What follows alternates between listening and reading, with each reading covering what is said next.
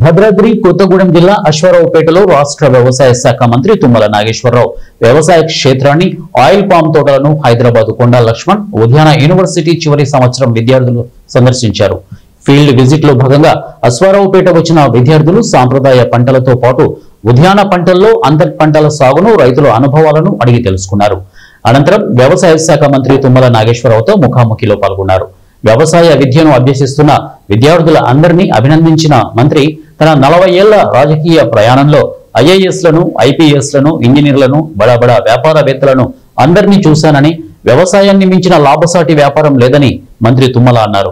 సాంప్రదాయ పంటలతో పాటు అత్యధిక లాభాలను ఇచ్చే పామాయిల్, కొబ్బరి, కోకో, వక్క వంటి పంటలను సాగు చేస్తున్న రైతులు ఆర్థికంగా బలపడ్డారని, వ్యవసాయం అంటే నష్టాల ఊబి అనే స్థాయి నుండి లాభాల సాగుకి రైతులు వచ్చారని మంత్రి అన్నారు.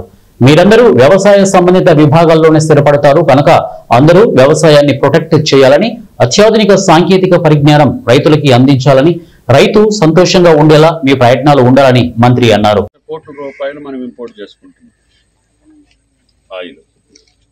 నేను నిన్న ఆర్థిక మంత్రి సీతారామన్ గారిని కలిసినప్పుడు దాని మీద ఇంపోర్ట్ డ్యూటీ గతంలో ఉండేది. ఈ ప్రభుత్వం వాళ్ళ జీవితాంతం వాళ్ళకి గుర్తుంటుంది, వాళ్ళకి అనుభవం ఉంటుంది. దాని ద్వారా వాళ్ళకి మీరు చెప్పినటువంటి సబ్జెక్టుకి అక్కడ చూసినటువంటి ఫీల్డ్ మీద చూసేదానికి సింక్రనైజ్ చేయండి అని చెప్పారు.